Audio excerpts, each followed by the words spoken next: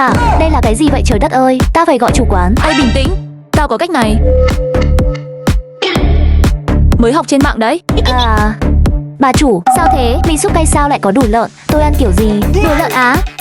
Tôi đổi cho cô bát khác, mau lên.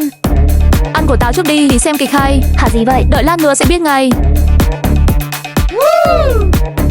Ui súp cay đặc sản Hà Nam này ta nói ngon nhức nách, cay cay tê tê, lại tốt cho sức khỏe nữa chứ.